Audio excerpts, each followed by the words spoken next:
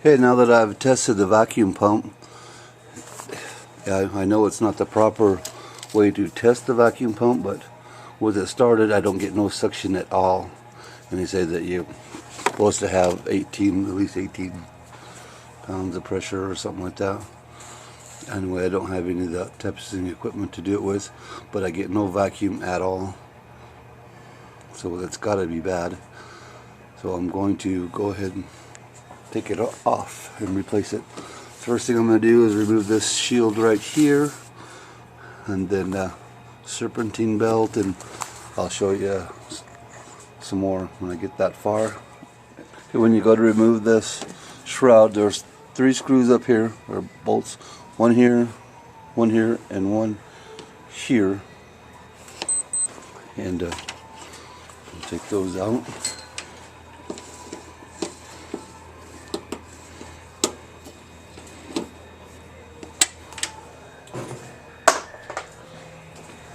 And then down here,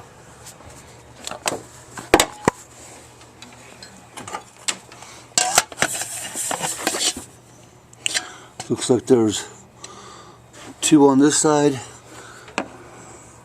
and 2 on this side.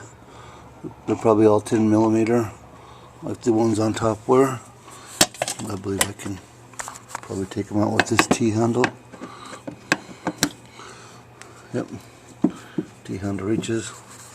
I'll get back as soon as I get this. Okay, I got this cover off now, the fan shroud, and look, the vacuum pump is down there, clear down underneath everything. But I'm going to have to take the serpentine belt off. So in order to take the serpentine belt off, there's a little square deal right there on the power, I mean on the belt tensioner. And so I'm going to take a breaker bar, 1/2-inch drive, and all you got to do is pull it over this way. See, pull it this way, the belt is loose. Reach down, pull it off of one of the pulleys, and then take it back off. Now that it's loose, you can just undo it.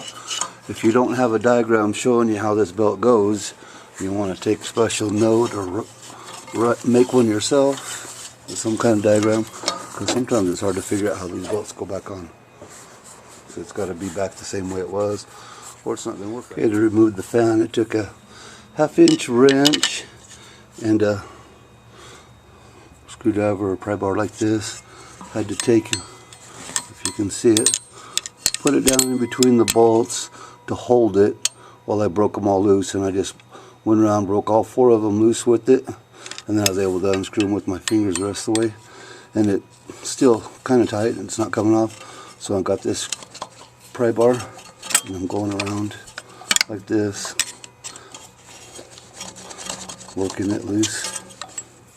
You gotta go all the way around. And I'm just gonna keep going around, just slowly coming off. Keep doing that till it comes off. Okay, I use this little tool right here to remove the pulley off of the vacuum pump. It's just pressed onto this shaft. This is the new one here. It's just pressed onto this shaft right here. And now I'm undoing these 3. There's 3 bolts that hold it on right there. And as soon as I get those out, you can see them down there. Got one out and another one loosened. I'm going to take those 3 out. See, that's the vacuum pump. And then I'll be ready to put the new one in. Okay, I got the power steering pump removed. The only thing that I got to take off this one, put on the other one, is this hose right here, and all that's got on it is one of these clamps that you pinch with a pair of pliers and pull off. I probably can't do it with one hand, but anyway. I'm going to remove this hose and put it on this one right here. They got a cap on it, red cap on it, to keep it from getting plugged. That's all I got to do, and then I'll be ready to put this one back on the vehicle. The next thing you got to do is put it up into place. Tighten up the 3 bolts. You see the ratchets on the 1 bolt right there. Make sure you get the hose ran up through where it was. This is it right here. It ran up through underneath the alternator bracket where mine was. Sometimes you can pull a piece of string through to make sure you get it back to the same spot. Then tighten up all the bolts. Okay, after you get it bolted on, you're going to need to put the pulley back on. What I use is a bolt with a nut and a washer on it like this. Put it through the hole.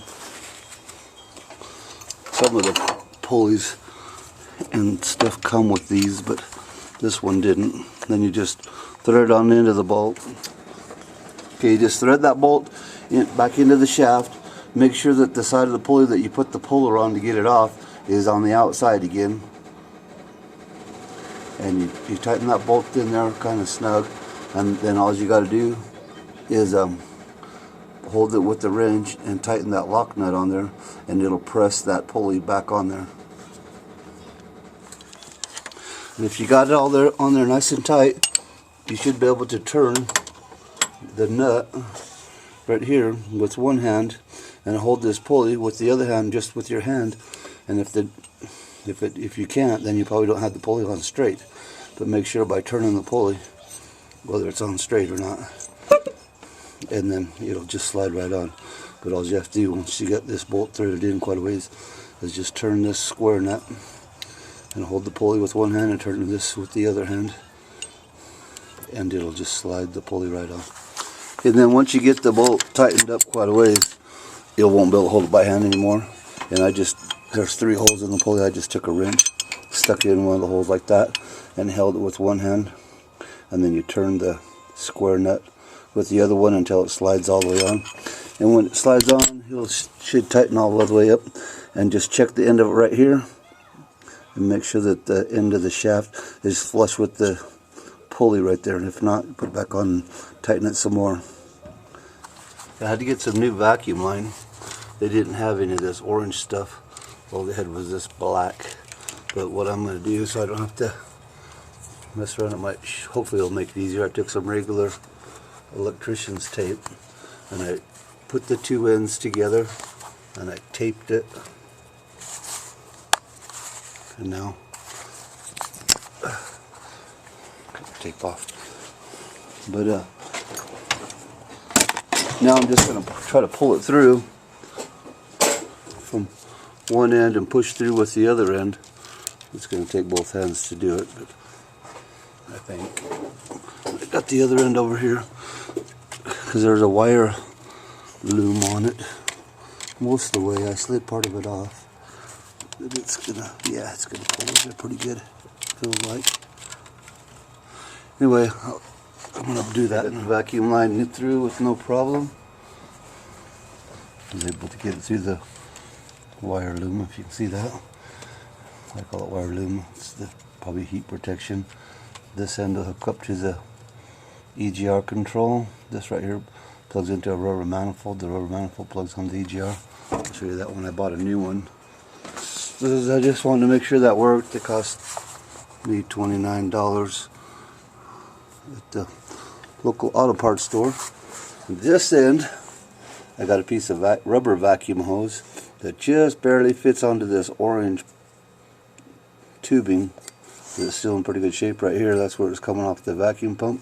I'm going to connect that to the line I just pulled through with this hose. Now I'm just going to double check these lines, make sure I got good vacuum, there's no leaks. I got it hooked up, got my vacuum pump hooked up to the wastegate side right there on the hose.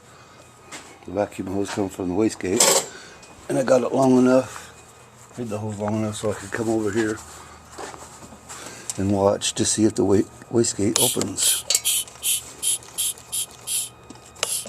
And the wastegate lifted, and that went back down, lifted,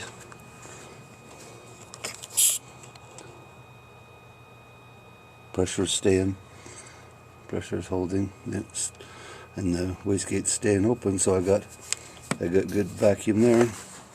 I'll put it on the other vacuum line that I have going to the pump. And now I have it on the other vacuum line that I just put connected to the vacuum pump I just replaced. And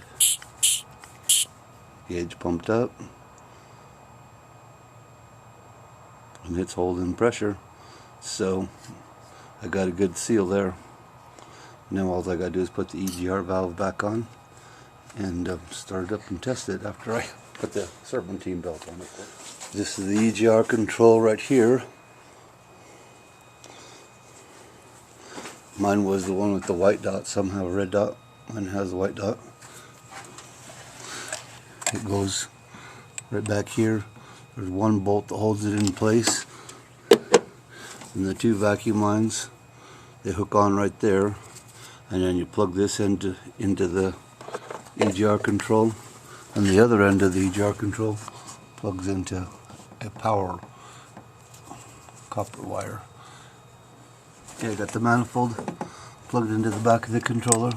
Put the wires back, the hoses, vacuum lines back the way they were. Don't think it matters because I think it just opens and lets air go through.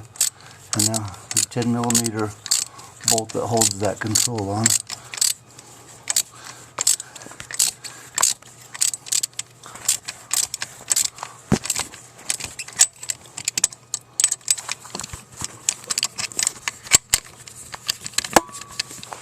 And after you get that tight,